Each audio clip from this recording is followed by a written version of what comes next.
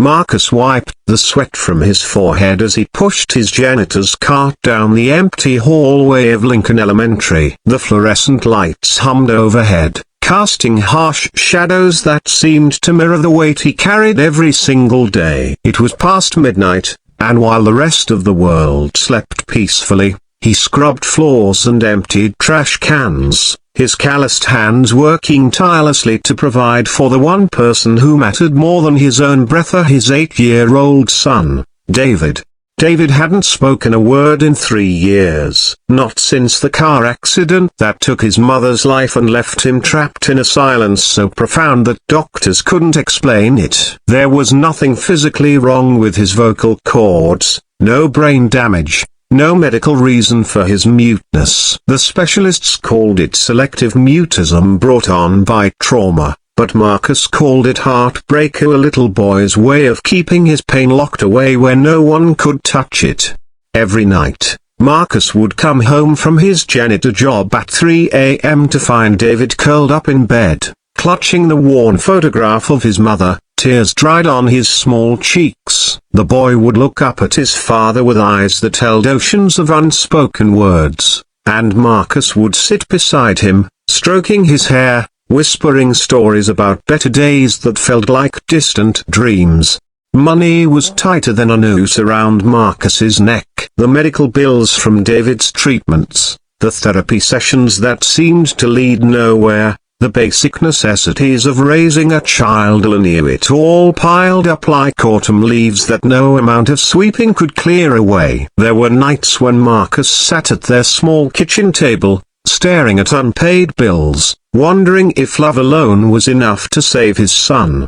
That Tuesday night started like any other. Marcus was cleaning the music room when something caught his eye in the corner of a violin case, battered and forgotten, pushed behind a stack of outdated textbooks. The case was covered in dust, its leather worn thin from years of neglect. Something about its abandoned state tugged at his heart. Maybe it was because he recognized the look of something discarded, something that had once been precious but was now considered worthless. He opened the case carefully, his rough hands surprisingly gentle. Inside lay a violin with a crack running down its body like a lightning bolt frozen in amber. 3 of the 4 strings were snapped, dangling uselessly. The bow was missing half its horsehair. To anyone else, it would have been trash, but Marcus saw something different. He saw possibility. The next morning, as David sat at the breakfast table pushing cereal around his bowl in silence,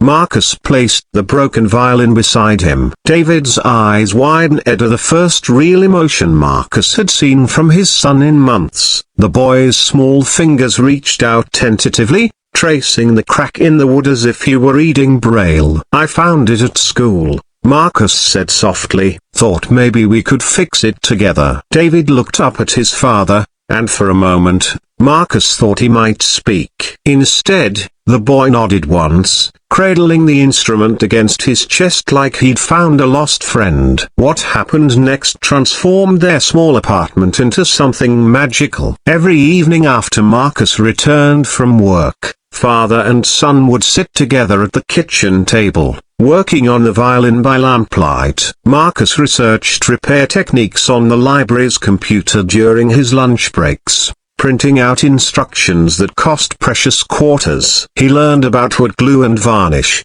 about the delicate art of stringing an instrument. David watched everything with intense concentration, occasionally pointing to show his father where to apply the glue or how to position a clamp.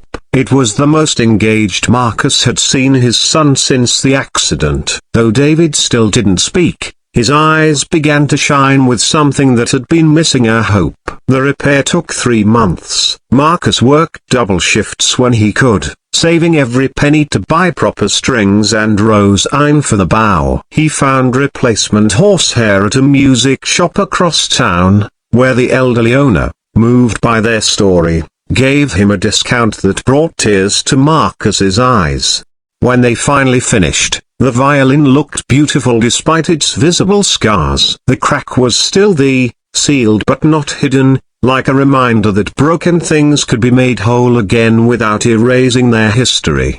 Marcus had never expected David to actually play it. The violin was simply meant to be a project they could share, a way to spend time together. But the morning after they completed the repairs, Marcus woke to find David's bed empty. Panic shot through him until he heard a single, pure note floating through their small apartment like sunlight breaking through storm clouds. He found David in the living room, the violin tucked under his chin, bow poised with perfect form. Marcus held his breath as his son began to play, and what emerged was nothing short of miraculous. The melody was hauntingly beautiful, filled with a sorrow so deep it seemed to come from the earth itself, yet threaded through with threads of hope that made Marcus's heart soar and break simultaneously.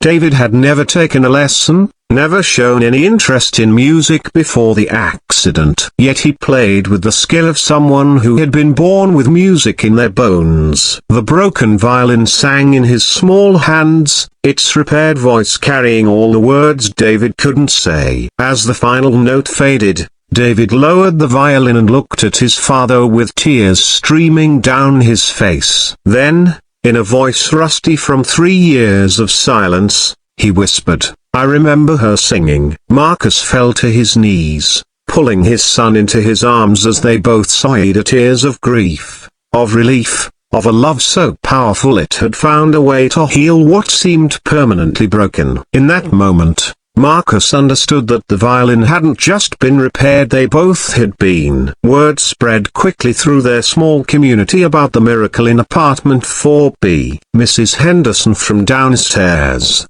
who had always complained about noise, now asked if David might play for her lonely evenings. The mailman lingered on his route just to catch a few notes drifting through their window. Soon, people were gathering in the courtyard below their apartment, drawn by music that seemed to speak directly to their souls. A local news reporter heard about the 8-year-old boy who had broken his silence through a broken violin, and soon their story was being shared across the country. But Marcus didn't care about the attention. What mattered was the sound of his son's laughter, the conversations they now shared over breakfast, the way David's eyes sparkled when he talked about the music he heard in his head.